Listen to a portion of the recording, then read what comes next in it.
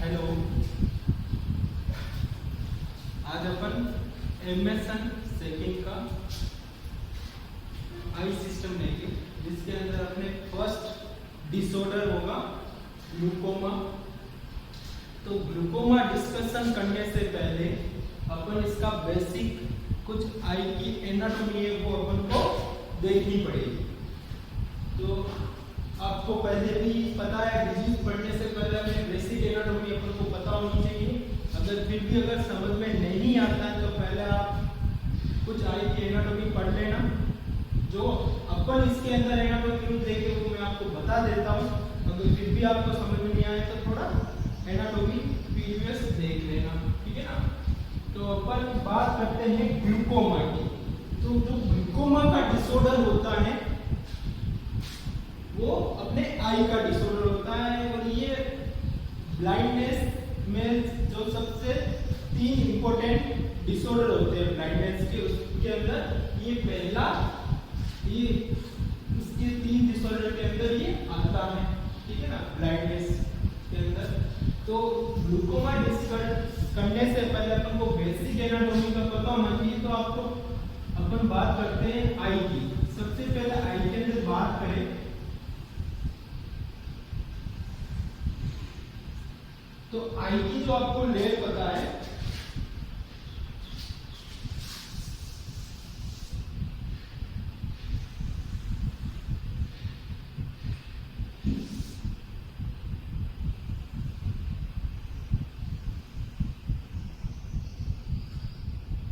ये जो अपने आई का स्ट्रक्चर अपने बनाया, तो अपन को बेसिक इसकी एनाटॉमी अपन को पता होनी चाहिए। तो सबसे पहले जो ये आउटर मोस्ट लेयर होती है, इसे अपन बोलते हैं स्क्लेरा। क्या बोलेंगे इसे अपन? स्क्लेरा। स्क्लेरा जो होती है वो आई का 5/6 पार्ट होता है, और जो स्क्लेरा आउटर लेयर होती है उसका दूसरा पार्ट होता है अपने कॉर्निया। क्या होता है? कॉर्निया। ये आई का 1/6 पार्ट होता है। इसकी अदर 2 लेयर और होती है। सबसे पहले जो इसके इनर लेयर होगी, मिडल लेयर, सॉरी, ये जो मिडल लेयर आप मैंने बनाई, देखो मिडल लेयर जो होती है, इस लेयर को अपन बोलते हैं कोरोइड। कौन सी layer? Choroid layer. Choroid layer जो होती है वो मिडल लेयर होती है। कौन सी होती है? Middle layer. और जो इसके इनर मोस्ट लेयर होती है वो लेयर होगी आपके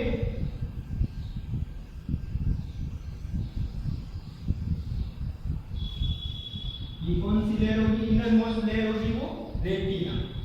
कौन सी? ये इनर लेयर होती है। इनर लेयर कौन सी? रेटिना। अब बात करते हैं अपने ग्लूकोमा का।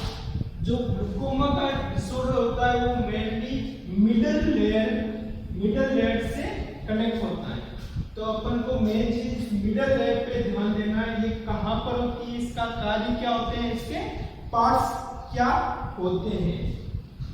जो मिडल लेयर होती है इसे अपन कोरोइड लेयर कहते हैं, और ये हाईली वस्कुलर लेयर होती है। हाईली वस्कुलर लेयर का मतलब क्या होता है? इसके अंदर वेसल्स, जो ब्लड सप्लाई होती है वो मिडल लेयर में पाई जाएगी। आउटर लेयर में ब्लड सप्लाई जो होती है वो नहीं होती है, ना ही रेटिना में। जो आई की पूरी की blood supply, main blood supply होती है वो इसमें होती है कोरोइड लेयर के अंदर। इसके अंदर होगी कोरोइड लेयर के अंदर।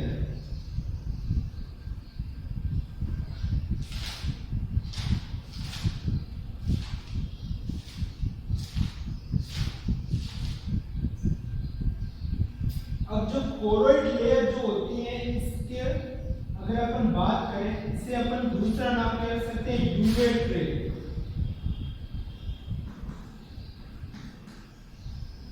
क्या कहेंगे इसे अपन? यूवेट ट्रे।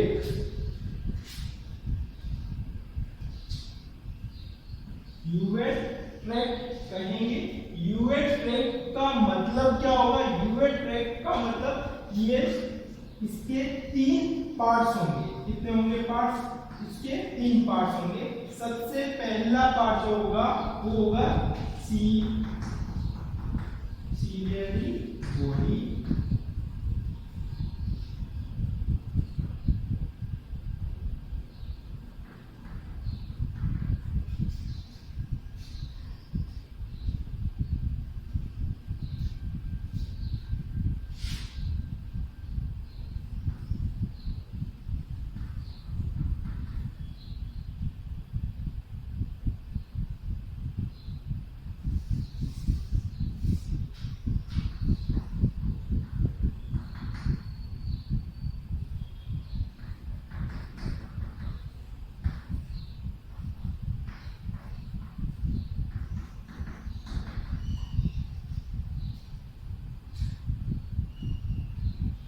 तो अपन ने बात की सबसे पहले ये आउटर लेयर होती है वो उसको अपन कहते हैं स्क्लेरा, और ये 2 पार्ट से बनी होती है। एक स्क्लेरा होती है 5/6 एंड 1/6 होती है जो कॉर्निया होती है, जो आउटर लेयर होती है, जो अपन के बाहर आई अपन को जो दिखाई देती है। स्क्लेरा व्हाइटिश कलर का होता है, कॉर्निया कलर लेस होती है। इसके मिडल लेयर जो होती है वो कोरोइड लेयर होती है।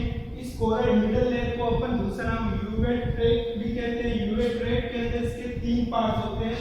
सबसे पहला होगा कोरोइड, जो ये कोरोइड लेयर होती है वो होता है ये हाईली वस्कुलर होता है। सेकंड जो पार्ट होगा वो सीलियरी बॉडी होगा। क्या होगा? Ciliary body.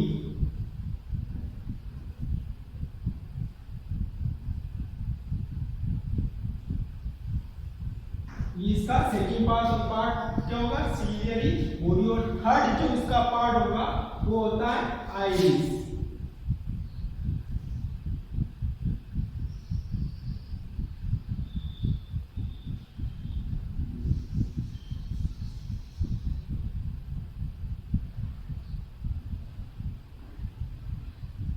थर्ड इसका पार्ट क्या होगा? आइरिस।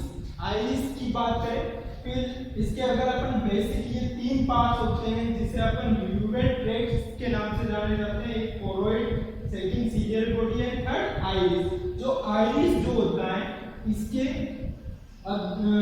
ये जो आइरिस होता है ये हमेशा कलर पार्ट होता है। जो आंखों का कलर होता है वो इस आइरिस पे डिपेंड करता है, जिसका ब्लैक होता है, ब्लू होता है, अलग अलग कलर। जो इसके बीच वाला पार्ट होता है जो खाली होता है उसे अपन क्या नाम से जानते हैं? प्यूपिल। प्यूपिल नाम से जानते हैं। अब मेन चीज ये होती है कि अपन ये जो बेसिक एनाटॉमी इसमें बहुत ज्यादा महत्व है ग्लूकोमा के अंदर, क्योंकि ये सारे जो ऑर्गन होते हैं वो ग्लूकोमा के अंदर अपने आते हैं। इसके अंदर कुछ प्रकार की प्रॉब्लम आने से ग्लूकोमा उत्पन्न हो जाता है। नेक्स्ट जो बात करते हैं इसके जो अदर पार्ट्स होते हैं वही डिस्कस कर लेते हैं ताकि आपको पता रहे। जो इसके पास में जो होता है ये सीलियरी बॉडी से निकलता है लिगामेंट्स,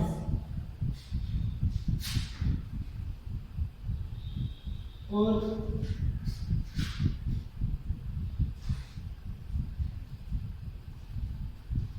इसके बीच में जो होता है ये क्या होता है? लेंस। ये जो सीलियरी बॉडी से सस्पेंसरी लिगामेंट निकलते हैं।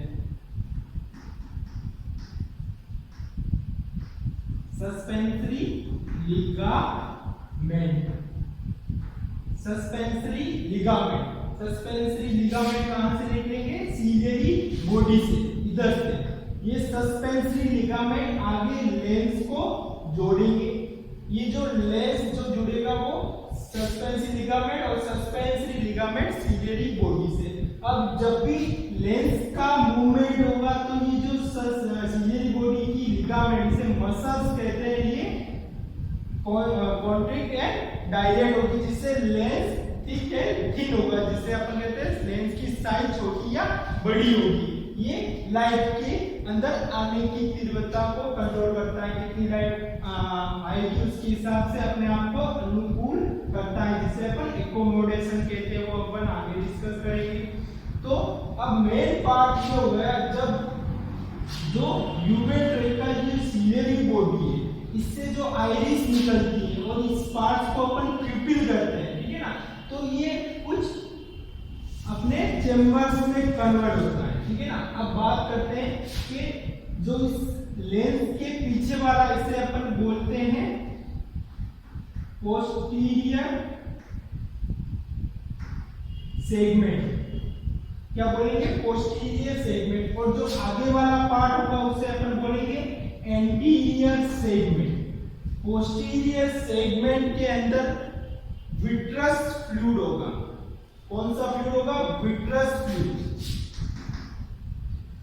Vitreous fluid. अब जो ये विट्रस फ्लूइड होता है, विट्रस फ्लूइड की बारे में बात करें तो विट्रस फ्लूइड लाइट में वन टाइम फॉर्मेशन होता है और ये एक प्रकार का जेली लाइक सब्सटेंस होता है जो आंखों को प्रोटेक्शन का कार्य करता है, जिसमें शॉक एब्जॉर्ब करते हैं। आंखों में अगर किसी प्रकार का दबाव लगता है तो वो शॉक एब्जॉर्ब का कार्य विट्रस फ्लूइड का होता है। इसके अलावा इसका कार्य भी होता है, जैसे कोई भी यूवी रेज आती है जो विकिरण अपने आंखों के अंदर आती है तो उसको भी रेटिना के डैमेज होने से ये एक्वस फ्लूइड प्रोटेक्शन करता है। सेकेंड चीज जो एंटीरियर सेगमेंट है, एंटीरियर सेगमेंट की बात करें तो एंटीरियर सेगमेंट को अपन ने दो भागों में बांटा। किसको बांटा? एंटीरियर सेगमेंट को। अब जो ये एंटीरियर सेगमेंट है इसको दो भागों में बांटा। सबसे पहला जो होता है वो होगा पोस्टीरियर चेंबर और दूसरा होगा एंटीरियर चेंबर। क्या होगा? Post anterior segment. क्या बोला मैंने? Anterior segment. इसे अपने बोला पोस्टीरियर सेगमेंट। इस एंटीरियर सेगमेंट को अपने दो भागों में बांटा, जिसका नाम होता है पोस्टीरियर चेंबर और एंटीरियर चेंबर। अब ये पोस्टीरियर चेंबर एंटीरियर चेंबर कहां पर होते हैं तो बात करें जो ये लेंस और जो ये आइरिस, इसके मध्य का जो पार्ट होता है, इस पार्ट्स को अपन बोलते हैं पोस्टीरियर चेंबर। क्या बोलेंगे? Posterior chamber.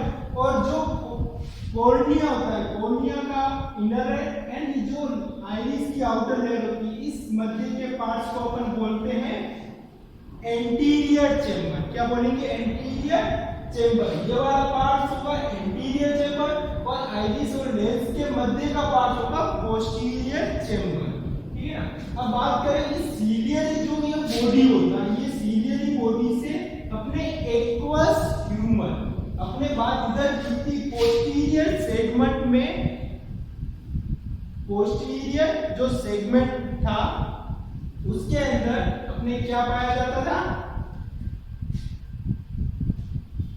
Vitreous fluid. क्या पाया जाता था? Vitreous fluid. Vitreous fluid. और जो एंटीरियर सेगमेंट है उसके अंदर पाया जाता है एक्वस ह्यूमर।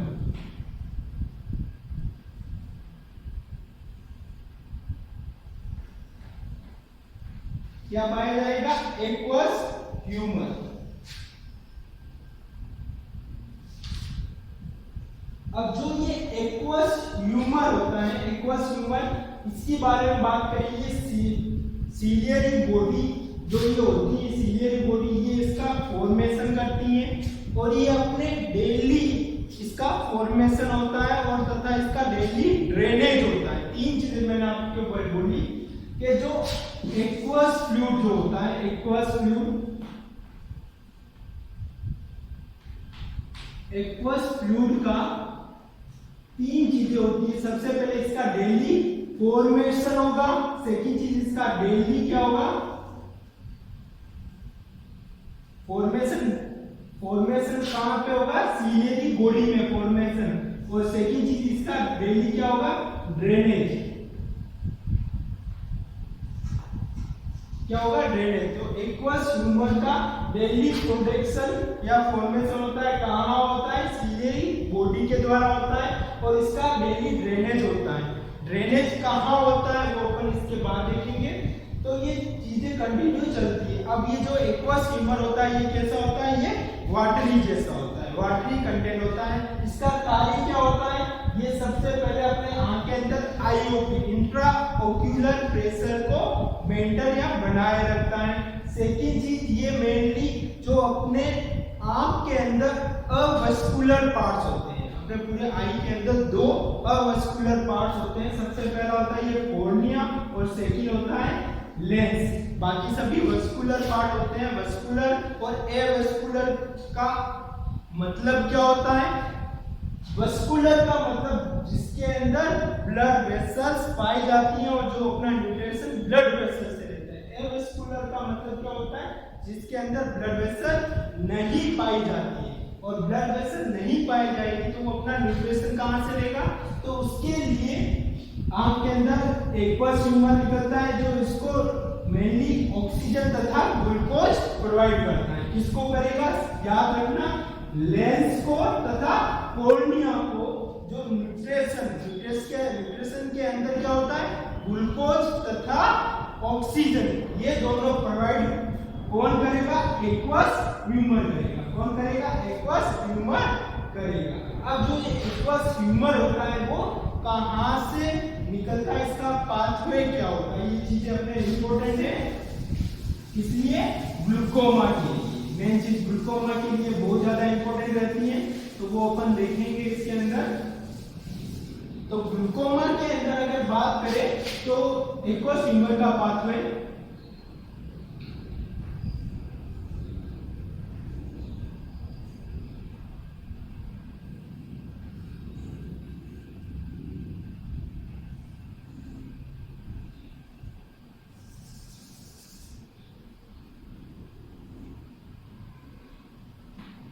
जो ये सीलियरी बॉडी होती है, क्या होती है, सीलियरी बॉडी।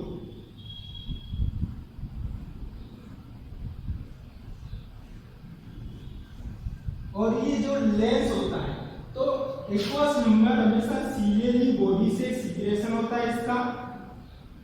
तो सबसे पहले अपने पास क्या आ गया, ये यहां पे लिख देता हूं,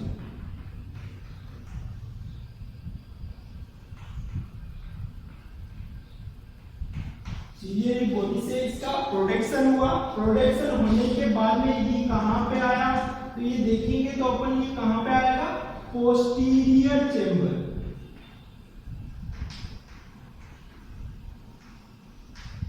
कहां आएगा, पोस्टीरियर चेंबर। पोस्टीरियर चेंबर से ये ड्रेन होते हुए कहां तक पहुंचेगा, इस पार्ट को अपने क्या बोला, प्यूपिल। प्यूपिल तक पहुंचेगा और प्यूपिल से ये ड्रेन होके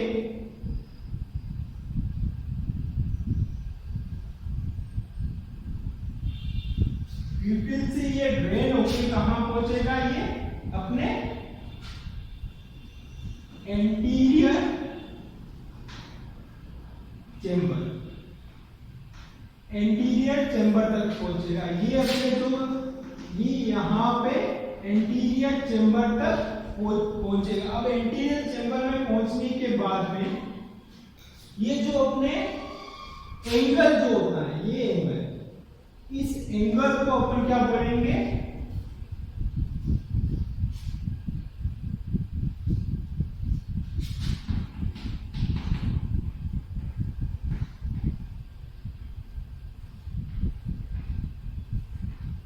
इस एंगल को अपन बोलेंगे आइरिडोकॉर्नियल एंगल।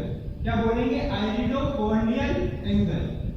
ये जो एंगल होता है दोनों तरफ होते हैं, यहां पर भी होते हैं, यहाँ पर इन दोनों से ये ड्रेन होते हैं आइरिडोकॉर्नियल एंगल। इससे अपन क्या बोलेंगे, आइरिडोकॉर्नियल एंगल। यहाँ से ये होते हुए आइरिडोकॉर्नियल एंगल के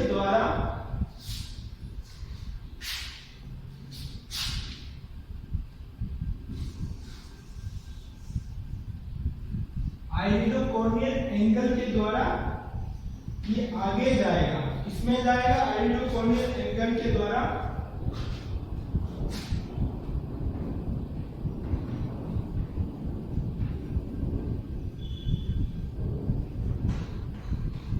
ट्रेबेकुलर मेशवर्क। इस आइरिडोकॉर्नियल एंगल के बाद में यहाँ पे क्या होगा, ट्रेबेकुलर मेशवर्क। ट्रेबेकुलर मेशवर्क की बात करें, ये एक स्ट्रक्चर होती है जो एक्वस ह्यूमर का पाथवे बनाती है। क्या बनाएगी?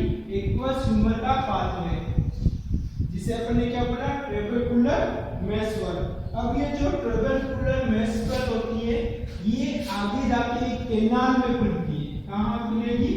आगे जाके एक कैनाल में खुलती है, जिसे कैनाल ऑफ मेशवर्क कहते हैं।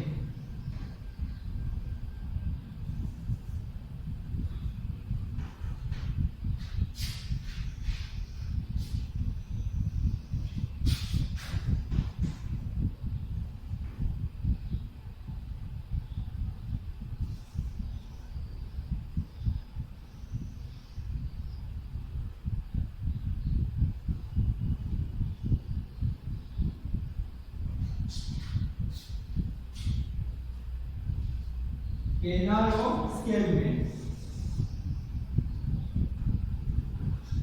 इसे अब जब भी अपन बात करते हैं सीलियरी बॉडी जो होती है, इधर से एक्वस ह्यूमर का प्रोडक्शन होता है, यहाँ से होते हुए ये पोस्टीरियर चेंबर से होते हुए ये जाएगा प्यूपिल के रास्ते ही जाएगा एंटीरियर चेंबर के अंदर। एंटीरियर चेंबर में जो ये एंगल होता है, इस एंगल को अपने बोला आइरिडोकॉर्नियल एंगल। आइरिडोकॉर्नियल एंगल से ही जाएगा ट्यूबेकुलर मेशवर्क। ट्यूबेकुलर मेशवर्क से जाएगा ये कैनाल ऑफ सेक-लेमन। कैनाल ऑफ क्या बोलेंगे?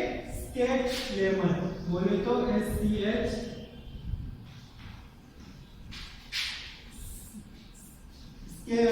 सेक-लेमन। कैनाल ऑफ सेक-लेमन से ही जो फ्लूइड होता है वो ड्रेन करते हुए एक इसके अंदर ब्लड वेसल्स खुलती है। क्या खुलेगी? इसके अंदर ब्लड वेसल्स खुलती है, जिसे अपन एक वेन खुलेगी, ब्लड वेसल बोलते हैं, जिसे आपने क्या बोला?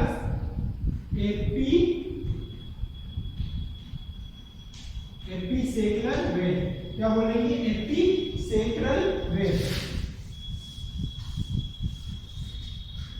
ये जो वेन होती है, इसे अपन क्या बोलेंगे?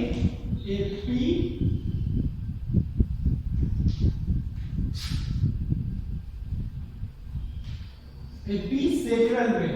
तो ये एपिसेक्युलर वेन के द्वारा ये ड्रेन हो जाएगा। तो इसका ये पूरा एक्वस ह्यूमर का पाथवे आता है। अब बात करते हैं, ये आपको बेसिक इंट्रोडक्शन मैंने दिया किसका? अपने आई का तथा एक्वस ह्यूमर के पाथवे का, जो अपने ग्लूकोमा के अंदर इंपॉर्टेंस है तथा इसका ही काम आएगा। बात एक बार आपको फिर से बता देता हूं अगर समझ में नहीं आया तो। जो एक्वस ह्यूमर है वो सीलियरी बॉडी से प्रोडक्शन होता है। सीलियरी बॉडी के द्वारा ये एंटीरियर चेंबर के द्वारा जो प्यूपल होता है उसके रास्ते से होते हुए ये पोस्टीरियर चेंबर के द्वारा ये होते हुए आइरिडोकॉर्नियल एंगल से होते हुए ये जाएगा अपने ट्यूबेकुलर मेशवर्क के द्वारा कैनाल ऑफ सेक-लेमन के द्वारा लास्ट में ये एपिसेक्युलर वेन के द्वारा ब्लड सर्कुलेशन में चला जाएगा, और जिसके द्वारा ये कंटिन्यूअस इसका फॉर्मेशन होता है और इसका क्या होता है? ड्रेनेज होता है। और ये मेनली किसको न्यूट्रिशन देता है? तो मेसोपोटामिया। अब बात करते हैं ग्लूकोमा की। तो ग्लूकोमा की बात करें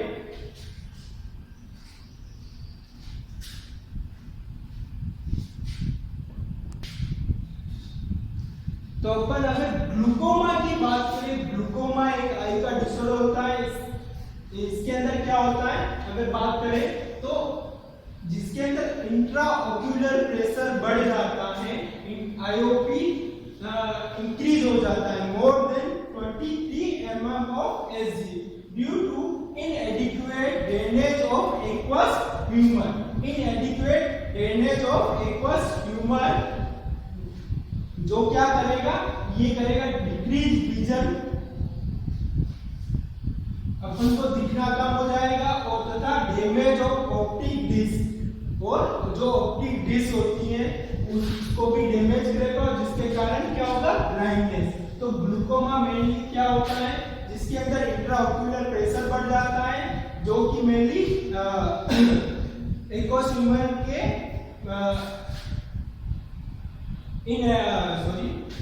इंट्राओक्यूलर प्रेशर बढ़ जाता है, जिसके कारण से इनएडिक्वेट ड्रेनेज ऑफ एक्वस ह्यूमर। जो इसका ड्रेनेज होता है वो कहीं ना कहीं रास्ते में कोई भी रुकावट आ जाती है, उसके कारण इसका ड्रेनेज इनएडिक्वेट हो जाता है या बंद हो जाता है या कम हो जाता है। तो उसके कारण क्या होगा, ऑप्टिक डिस्क जो होती है वो डैमेज हो जाएगी। ऑप्टिक डिस्क कहाँ होती है, जो रेटिना पर होती है। वो कैसे डैमेज होगी, वो डैमेज होगी जब यहाँ पे इसका फ्लूइड आगे ड्रेनेज नहीं हो रहा है, तो जो ये फ्लूइड यहाँ पे कलेक्ट होगा कहाँ पे होता है, एंटीरियर सेगमेंट के अंदर। ये पूरा एंटीरियर पोस्टीरियर चैम्बर तथा एंटीरियर चैम्बर दोनों को क्या बोला, अपने एंटीरियर सेगमेंट। जब इसके अंदर फ्लूइड कलेक्ट हो जाएगा तो कलेक्ट होने के कारण ये प्रेशर डालेगा इसके ऊपर लेंस और इसके अदर ऑर्गन पे, और जब इसके अदर ऑर्गन पे प्रेशर पड़ेगा तो आपको पता है इसकी पोस्टीरियर चैम्बर पे प्रेशर पड़ेगा, और पोस्टीरियर चैम्बर पे प्रेशर पड़ेगा तो प्रेशर डाले कहां पे डालेगा, रेटिना पे। जब रेटिना पे डालेगा तो रेटिना या फिर ऑप्टिक डिस्क वो दोनों क्या हो सकती है, डैमेज हो सकती है, और डैमेज हो गई तो उससे अपन को क्या होगा, ब्लाइंडनेस कॉज होगा। ठीक है ना। अब बात करें जो नॉर्मल इंट्राओक्यूलर प्रेशर होता है वो कितना होता है, 10 to 21 mm of Hg। ये जो प्रेशर होता है कितना होता है, नॉर्मल। और इसका अगर बात करें तो 16 mm of Hg ये अपन को कहीं भी मिल जाएगा कि इतना तो रहता ही है, मगर कम से कम इतना और ज्यादा से ज्यादा इतना। और अगर 23 से ज्यादा हो जाता है तो वो किसमें आएगा, वो इंक्रीज आईओपी, इंट्राओक्यूलर प्रेशर बढ़ जाता है, जिसे अपन आईओपी कहेंगे। ठीक है ना। बात करते हैं जो आईओपी है वो मेनली मेजर्स किसके द्वारा करते हैं, वो मेजर्स करेंगे टोनोमेट्री के द्वारा। किसके द्वारा, टोनोमेट्री इक्विपमेंट होता है जिसके द्वारा अपन आईओपी क्या करेंगे, मेजर करेंगे। तो ये अपने बेसिक ग्लूकोमा का इंट्रोडक्शन हो गया। अब बात करें ग्लूकोमा के टाइप्स क्या होते हैं। जो ग्लूकोमा के टाइप्स होते हैं वो मेनली दो भागों में से बांटते हैं।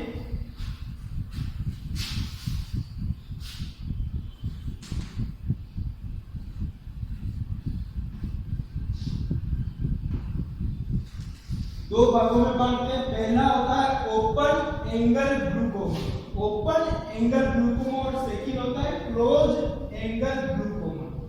जो ओपन एंगल ग्लूकोमा होता है उसे अपन क्रोनिक बोलते हैं, और जो क्लोज एंगल ग्लूकोमा होता है उसे अपन एक्यूट बोलते हैं। अब आपसे क्वेश्चन करें तो खतरनाक दोनों में से कौन सा होगा, क्रोनिक या एक्यूट।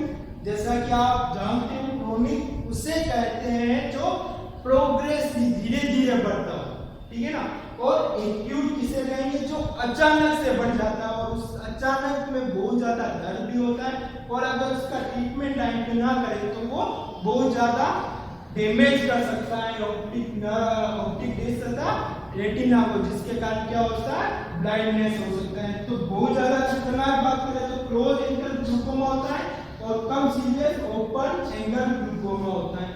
तो क्लोज एंगल ग्लूकोमा अगर इसके सिम्टम आ जाते हैं वो अपन आगे डिस्कस करेंगे, तो इसका जो ट्रीटमेंट होता है वो तुरंत करना चाहिए, जिससे कि पेशेंट को ब्लाइंडनेस होने से बचाया जा सके।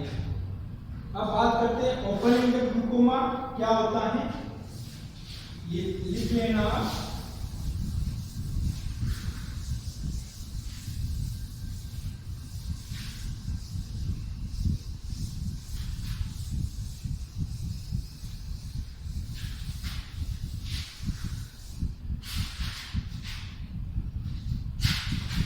Open angle glaucoma.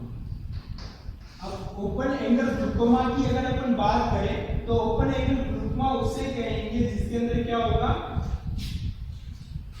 इधर देखो, जो ओपन एंगल ग्लूकोमा होता है उसके अंदर क्या होता है, जो ये एक्वस ह्यूमर जो प्रोडक्शन करता है, कौन करता है, सीलियरी बॉडी। यहाँ से एक्वस ह्यूमर का प्रोडक्शन हुआ और ये एंटीरियर चैम्बर से पोस्टीरियर चैम्बर से होता हुआ प्यूपिल तक गया, और प्यूपिल से एंटीरियर चैम्बर से हुआ जब ये जाएगा आइरिडोकॉर्नियल एंगल के द्वारा जब ये ट्यूबरकुलर मेशवर्क तक पहुंचेगा, तो यहाँ पे ये क्या होता है, ट्यूबरकुलर मेशवर्क जो अपन बात करें, ये ट्यूबरकुलर जो मेशवर्क होता है, इस ट्यूबरकुलर मेशवर्क के अंदर फाइब्रोसिस हो जाता है। क्या हो जाता है? फाइब्रोसिस हो जाता है। अब ये फाइब्रोसिस हो गया तो इसका ल्यूमन जो कम हो जाएगा, ल्यूमन कम होगा, इसके जाने का रास्ता कम हो जाएगा, तो इकोस्विमर ड्रेनेज कम होगा, और ड्रेनेज कम हो जाएगा तो इकोस्विमर एंटीरियर चेंबर में ज्यादा होगा। एंटीरियर चेंबर में ज्यादा होगा तो ये धीरे धीरे प्रेशर कहाँ, पोस्टीरियर चेंबर में भी डालेगा, और पोस्टीरियर चेंबर में भी इसका धीरे धीरे सिक्रेशन ज्यादा हो जाएगा। अगर जो ट्यूबरकुलर मेशवर्क में फाइब्रोसिस उत्पन्न हो जाता है, जिसके कारण इसका रास्ता कम हो जाता है या ड्रेनेज कम होने लग जाता है, तो उसे अपन क्या बोलेंगे? Open angle glaucoma. क्या बोलेंगे? ओपन एंगल ग्लूकोमा, क्योंकि इसका बाकी सारा रास्ता ओपन है, मगर सिर्फ फाइब्रोसिस कहाँ हो रखा है? ट्यूबरकुलर मेशवर्क के अंदर। तो इस इसको अपन क्या बोलेंगे? Open angle glaucoma. अब बात करें क्लोज एंगल ग्लूकोमा की, तो क्लोज एंगल ग्लूकोमा वो होता है जिसके अंदर क्या होगा, जो सीलियरी बॉडी से जो एक्वस इमर्स निकलता है और वो फिर पोस्टीरियर चेंबर से वो पिप्यूल में जाता है। अब यहाँ पे दिक्कत क्या हो जाती है, तो वो अपन देखते हैं।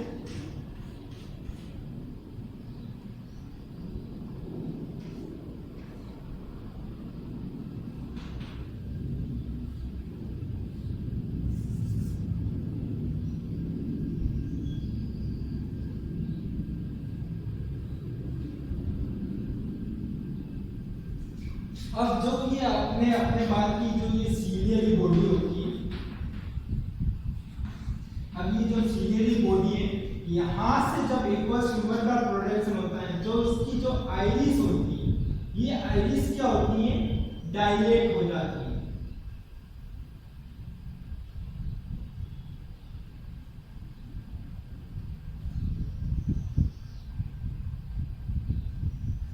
अब ये डायलेट हुई तो जिसके कारण क्या हुआ, जो ये पिप्यूल है वो लेंस के नजदीक आ गए, और ये आने के कारण इसका रास्ता रुक गया। अपन यहाँ देखते हैं तो इसका ये जो पाथवे वो क्लियरली यहाँ से यहाँ होते हुए जा सकता है पिप्यूल के रास्ते, बट इसके अंदर क्या हुआ, ये इक्वस या प्रोडक्शन तो हुआ मगर आगे नहीं जा पा रहा है, आगे नहीं जा पा रहा है। तो ये इक्वस यहाँ पे इकट्ठा होता है, और जब ये कंटिन्यूस का प्रोडक्शन होता है, इक्वस यहाँ इकट्ठा होता ही जाता है, तब यहाँ पे क्या करेगा, बहुत ज्यादा प्रॉब्लम या प्रेशर डालेगा लेंस के ऊपर, जिसके कारण प्रेशर कहाँ पड़ेगा? अपने रेटिना पे। कहाँ पे पड़ेगा? रेटिना, जिसके कारण ऑप्टिक डिस्क डैमेज होने का खतरा बहुत ज्यादा होता है, और यहाँ पे ब्लाइंडनेस होने की जो संभावना बहुत ज्यादा जल्दी होती है। और इस क्लोज एंगल ग्लूकोमा के अंदर सीवियर पेन होता है, एक्यूट होती है, अचानक से होगा, और पेन अगर आंखों में अचानक से हो रहा है और अचानक से आई पेन होता है, आई पेन, आईओपी अचानक से बढ़ जाता है तथा इंट्रा तथा ऑप्टिक डिस्क डैमेज हो जाएगी, ठीक है ना। तो सडनली क्या हो जाएगा, प्रेशर वो सडनली क्या होगा, ब्लाइंडनेस कोज होगा। तो इसको प्रिवेंट करने के लिए हमेशा याद रखना है कि जब भी आंखों में बहुत ज्यादा पेन होता है, जो ओपन एंगल ग्लूकोमा उसमें पेन कभी नहीं होगा, वो क्लोज एंगल ग्लूकोमा में तुरंत बहुत ज्यादा सीवियर पेन होगा। तो अपन को समझ आना है क्लोज एंगल ग्लूकोमा, उसका ट्रीटमेंट बहुत जल्दी करना है, ठीक है ना। तो ये ऑप्शन हो गया ओपन एंगल ग्लूकोमा तथा क्लोज एंगल ग्लूकोमा।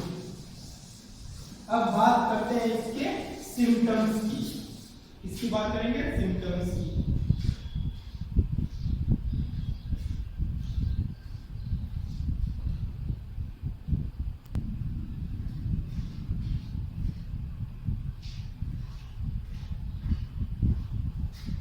हेलो, तो अपन बात करते हैं इसके ग्लूकोमा होने के कारण, क्या क्या कारण से ग्लूकोमा हो सकता है, कोज की बात करें तो सबसे पहला कारण होता है कि इंक्रीज, अगर एक्वस ह्यूमर का प्रोडक्शन बढ़ जाता, क्या होगा, एक्वस ह्यूमर का प्रोडक्शन बढ़ जाता हो, या फिर सेकंड होता है आई ट्रॉमा, आंखों में किसी प्रकार का शार्प इक्विपमेंट के द्वारा इंजरी होना, ट्रॉमा होना, उसके कारण इन्फेक्शन होने के कारण आई का आंख में बहुत ज्यादा इन्फेक्शन, सीवियर इन्फेक्शन होने के कारण, या ट्यूमर फॉर्मेशन, आंख के अंदर किसी भी पार्ट में अगर ट्यूमर फॉर्मेशन हो जाता है, या फिर कह सकते हैं फाइब्रोसिस होता है,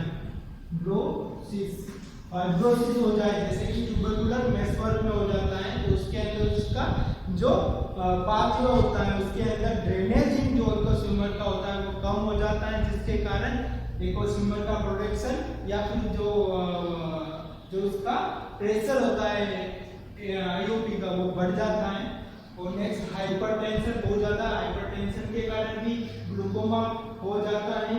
और कॉम्प्लिकेशन ऑफ सर्जरी, अगर आई की किसी प्रकार की अदर डिजीज है उसमें अपन सर्जरी करते हैं और किसी कारणवश में अदर कोई ऑर्गन अफेक्ट हो जाता है तो उसके कारण भी कॉम्प्लिकेशन ऑफ सर्जरी के कारण भी ग्लूकोमा हो सकता है।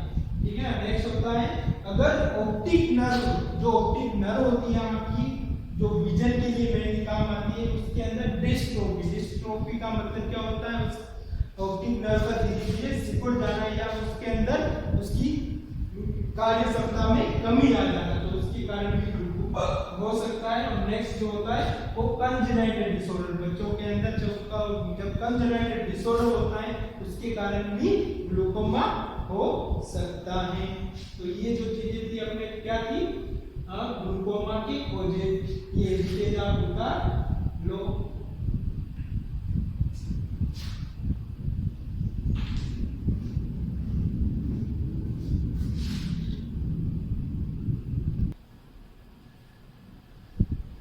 तो बात करते हैं अपने इसके क्लिनिकल सिम्टम के बारे में। क्लिनिकल सिम्टम की बात करें तो कुछ ऐसे सिम्टम्स होते हैं जो ओपन एंगल ग्लूकोमा में दिखने को मिलते हैं और कुछ क्लोज एंगल ग्लूकोमा के अंदर, और कुछ जो होते हैं दोनों में कॉमन होते हैं। ठीक है ना, तो अपन बात करते सबसे पहले जो ओपन एंगल ग्लूकोमा होता है उसके अंदर बात करेंगे तो painless with slow vision loss होगी। इसमें क्या होगा, दर्द तो नहीं होगा मगर जो विजन लॉस होगा वो स्लो, धीरे धीरे विजन लॉस होने लगेगा। और कौन सा विजन लॉस होगा, तो मेनली पेरिफेरल विजन लॉस होता है। कौन सा होता है, पेरिफेरल विजन लॉस होता है। और बात करें क्लोज एंगल ग्लूकोमा के अंदर तो सीवियर पेन होगा, क्या होगा, सीवियर पेन, उसके साथ में सडन विजन लॉस होगी, सडन विजन लॉस होगी।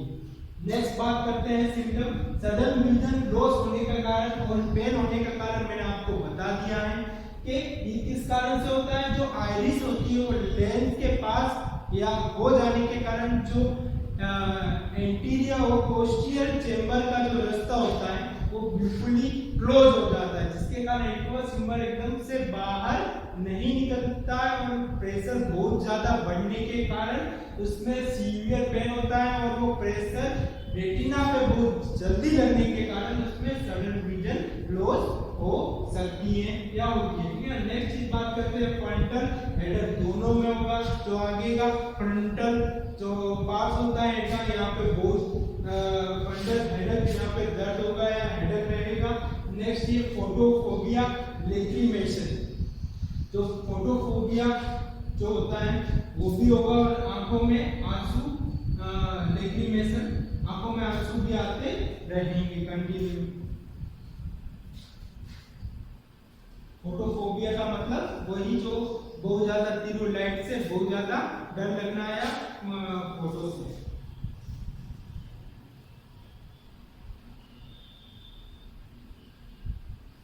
नेक्स्ट जो होता है बात करते हैं ओपन एंगल ग्लूकोमा की, इसमें नोजिया और वोमिटिंग नहीं होगी, नोजिया वोमिटिंग नहीं होती है।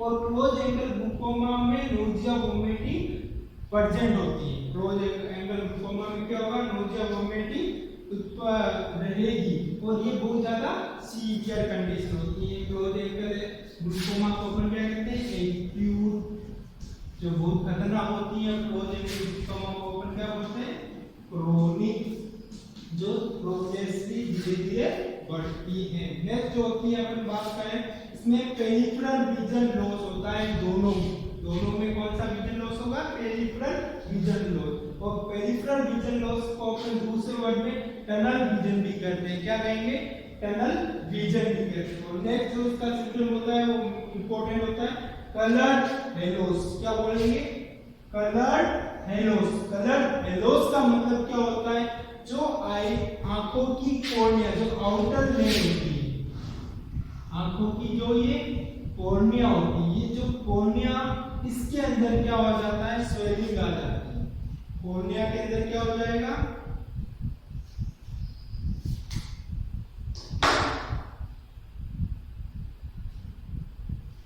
इस कॉर्नियल जो ये कॉर्निया होती है, ये जो कॉर्निया इसके अंदर क्या हो जाएगा, एडिमा हो जाएगा। एडिमा की बात करें, एडिमा तो इस कॉर्निया में जो बहुत ज्यादा वाटर है यहाँ पे जो इकट्ठा हो गया, ये इसमें क्या कर देगा, एडिमा कोज कर देगा। एडिमा कोज होगा तो एडिमा होने से क्या हो जाएगा, इसमें कॉर्नियल फंक्शन जो होता है वो कम हो जाएगा और अपने बहुत ज्यादा कलर्स होलोज, तो अपन बात करें कलर हेलोस जैसे लक्षण उत्पन्न होंगे। इसके अंदर क्या होते हैं, आंखों के सामने अचानक से बहुत ज्यादा कलर एक साथ में दिखाई देंगे, या फिर जो इंद्रधनुष जैसे होते हैं वो बार बार अपने आंखों के सामने आएंगे। ये मेनली किस कारण से होता है, तो कॉर्नियल एडिमा के कारण होता है, ठीक है ना। ये दो मोस्ट इंपोर्टेंट अपने सिम्टम है, ये याद रखना, एक तो टनल विजन है, दूसरा कलर हेलोस। बाकी सिम्टम मैंने आपको बता दिए। इसके अलावा अगर बात करें तो कुछ सिम्टम और होते हैं, जैसे अगर बात करें क्या होगा, रेडनेस, आंखों में क्या आ जाएगी, रेडनेस भी हो सकती है, ठीक है ना, रेडनेस हो सकती है। ये तो बेसिक कुछ सिम्टम है जो मैंने आपको open angle glaucoma, close angle glaucoma के साथ में आपको बता दिए। ये आपको एजिटेट जो चेंजेस है वो आपको ऐसे लिखने हैं, और जो कॉमन है उसमें कॉमन लगा के आपको लिखना है, ठीक है। नेक्स्ट अगर अपन बात करेंगे open angle glaucoma and close angle glaucoma के बारे में, तो उसका ट्रीटमेंट और उसकी मैनेजमेंट एंड इन्वेस्टिगेशन, ये तीनों चीजें अपन नेक्स्ट लेक्चर में पढ़ेंगे। तो आज के लिए धन्यवाद। आपसे मिलके बहुत अच्छा लगा है वापस कॉलेज में आके। आशा करते हैं ये आपको समझ में आ गया होगा। अगर बाई चांस कुछ भी समझ में नहीं आता है तो मेरे को वापस आप बता सकते हो, कुछ भी टॉपिक अगर नहीं समझ में आता है तो आपको कह देना है मेरे को व्हाट्सएप पे, और मैं आपको